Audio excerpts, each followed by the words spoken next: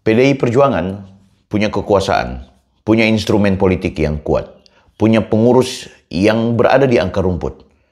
Mengalahkannya agak rumit. Tapi ada satu orang yang berkemampuan menumbangkan banteng. Kita bahas.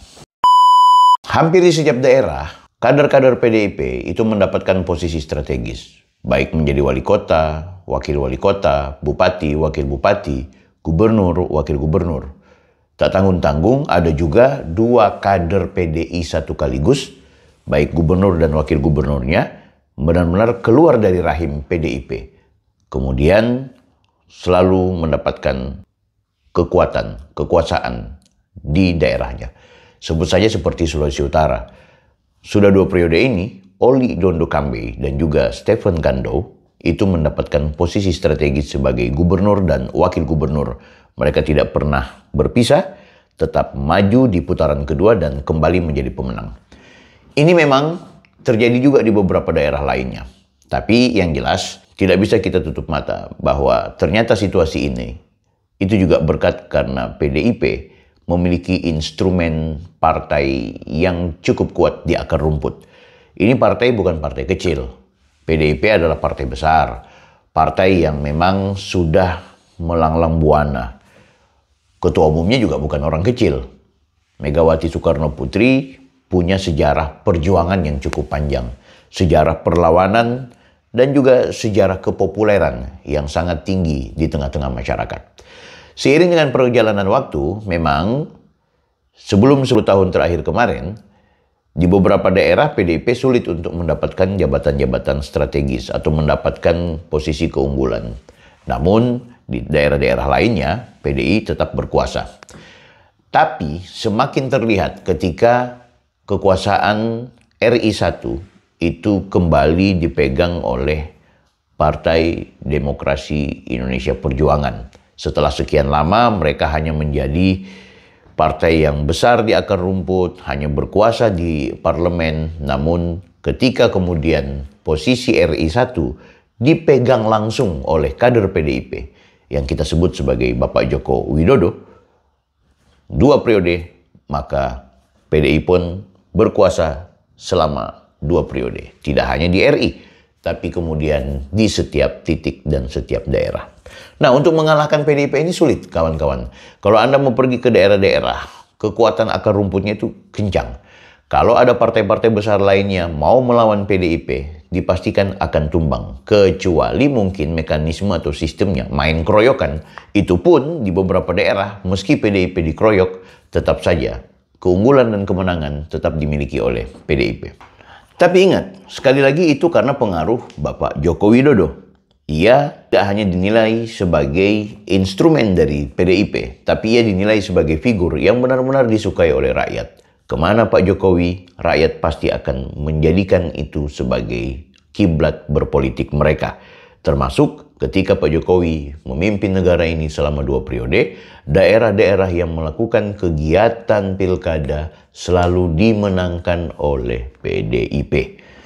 Bisa saja karena intervensi Jokowi, bisa saja karena nama besar Jokowi, dan bisa saja karena Jokowi memiliki peran penting untuk kemudian memenangkan kepala daerah tersebut. Bagaimana dengan Pilkada 2024? Apakah kemudian PDIP di beberapa daerah akan keluar sebagai pemenang? Guys, sekali lagi, kalau mau main dengan PDIP, dengan pola partai yang saat ini sedang bertumbuh, pola partai yang saat ini sedang mencoba untuk bangkit, sesungguhnya partai-partai lain itu mengalami kesulitan. Sebab tidak ada partai yang sekuat PDIP dengan memiliki struktur kepengurusan yang maksimal. Apalagi ketika kepala daerahnya yang berkuasa, maka struktur kepengurusan itu menjadi sangat kuat. Tentu ada intervensi atau ada campur tangan dari yang namanya pemerintah atau kekuasaan untuk kemudian mengkonstruksi agar partai politik ini mendapat perhatian serius oleh pemerintah setempat yang akhirnya membuat para pengurusnya juga dekat dengan kekuasaan. Di Manado misalnya, Anda bisa lihat tidak sedikit mereka yang statusnya sebagai ketua lingkungan atau kepala lingkungan atau mereka yang menjabat sebagai pemerintah ternyata menjadi pengurus. Ini menarik.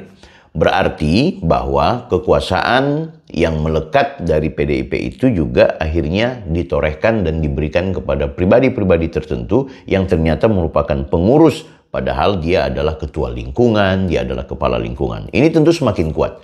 Nah, fenomena untuk mengalahkan PDIP ini, maka tentu sebagaimana ia juga semakin membludak dan semakin besar dan semakin kokoh karena sosok Jokowi, maka Jokowi pula lah yang bisa menumbangkan. Dalam artian nama besar, strategi politik, koalisi yang gemuk, itu pasti bisa membuat PDIP itu mengalami penurunan.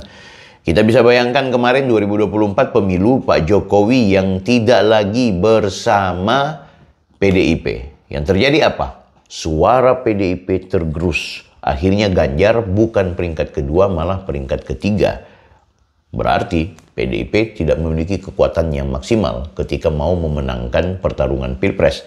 Hanya memang dalam konteks legislatif, figur-figur PDIP, orang-orang yang menjadi bagian dari PDIP, yang baik secara kepengurusan atau caleg-caleg yang baru bergabung bersama PDIP, adalah nama-nama besar sehingga kemudian mereka memiliki banyak basis massa.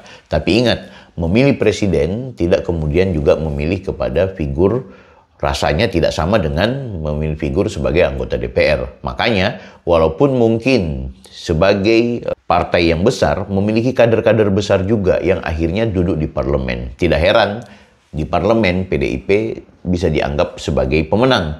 Namun dalam konteks eksekutif, dalam konteks Pilpres, PDIP kalah dengan koalisi gemuk yang dibangun oleh Joko Widodo. Artinya, untuk menumbangkan banteng, kita butuh Jokowi atau kita butuh Gibran. Nah, pada pilkada ini 2024 Jokowi lagi cawe-cawe.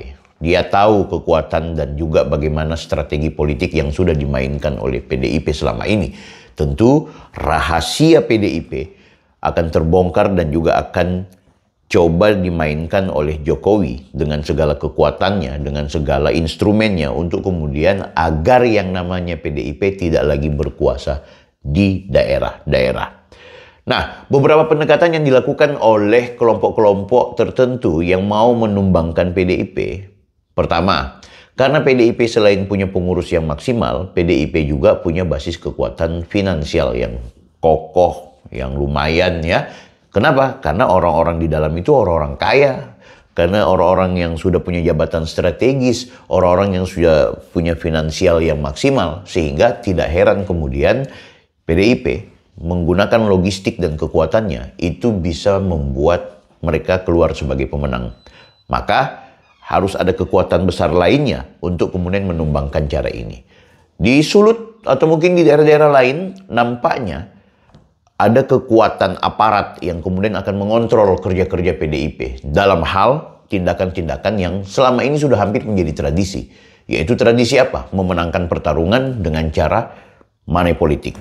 Apakah kita mau bilang bahwa PDIP adalah partai money politik? Tentu tidak. Bukan PDIP-nya, tapi oknum-oknum yang menjadi caleg, yang menjadi calon kepala daerah sudah punya rahasia umum, tradisi, membayar rakyat untuk kemudian memilih mereka. Sehingga tidak heran, selain kuat secara instrumen, mereka juga kuat secara finansial, mereka juga kuat secara logistik. Nah, ini hanya bisa dihajar oleh aparat penegak hukum. Kita berharap kepada Bawaslu. Tapi ingat, Bawaslu bukanlah militer atau pribadi-pribadi yang sudah dididik sejak awal agar kemudian berkomitmen untuk menjadi pribadi yang berintegritas dan melawan tindakan-tindakan yang tidak sesuai. Bawaslu adalah produk politik, ya. Figur-figur yang jadi komisioner itu bukan figur yang sudah terlatih sejak awal mentalnya untuk mencintai negeri agar tidak sama sekali menjadi orang yang mudah disogok, mudah berkoalisi dengan partai politik. Saya meyakini komisioner-komisioner Bawaslu punya afiliasi politik dengan partai politik. Sehingga bisa saja mental komisioner ketika kemudian terjadi kesalahan yang dilakukan oleh politisi atau oknum-oknum partai politik yang ternyata dia juga berafiliasi, bisa saja Bawaslu tidak akan maksimal untuk mengelola hal itu. Apakah ini pernah terjadi? Ya pastilah. Saya menuduh siapa? Enggak, saya nggak menuduh itu. Tapi analisa saya dan pikiran saya pasti demikian. Karena mental komisioner itu bukan mental yang betul-betul baja. Sedangkan polisi yang sudah mentalnya dari awal sebagai patriot, sebagai nasionalis, sebagai pribadi yang sudah dibentuk karakternya, pun banyak yang kemudian menjadi pribadi-pribadi yang korup, polisi yang tidak bertanggung jawab.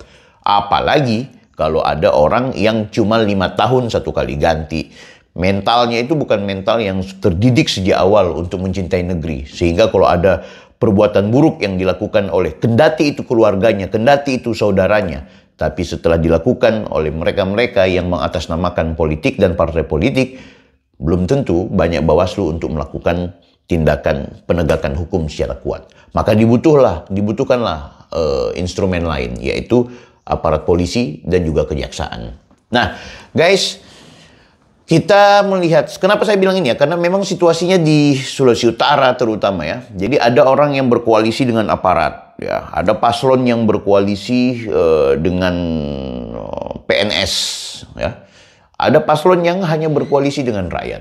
Inilah situasi yang terjadi, sehingga itu untuk mengalahkan kekuatan besarnya PDIP ini, maka tetap butuh pola-pola yang strategis. Karena kalau cuma mau bicara masa, aku yakin PDIP itu selalu memiliki masa yang cukup maksimal. Nah, sehingga itu kalau mau melawan harus head to head, jangan pecah. Kalau dia head to head, ya, baru kemudian ada kekuatan besar seperti Pak Jokowi, seperti Prabowo, seperti Gibran. Nah, maka itu akan mempengaruhi sehingga yang akan memilih PDI hanyalah ya memang struktur pengurusnya, bukan rakyat secara umum, bukan lagi aparat-aparat yang selama ini mendukung dan menopang kerja-kerja partai politik. Apakah saya mau bilang bahwa partai politik itu punya hubungan afiliatif dengan aparat penegak hukum? Ya udah menjadi rahasia umum. Siapa yang berkuasa, maka dia kemudian berpotensi akan memanfaatkan instrumen-instrumen negara. Hanya soal pembuktiannya, soal ini agak sulit gitu. Karena sudahlah. Kita bukan orang bodoh gitu. Yang penting saya tidak menuduh siapa, tapi sudah menjadi rahasia umum bahwa kekuatan negara bisa mengintervensi aparaturnya untuk kemudian kepentingan-kepentingan politik praktis. Jadi, siapa yang bisa mengalahkan PDIP? Jokowi. Dan orang yang berafiliasi dengan Jokowi bisa menumbangkan seluruh paslon yang diusung oleh PDIP. Ini pembahasan Offside. Saya Bang Bill. Jangan lupa like, comment, and subscribe.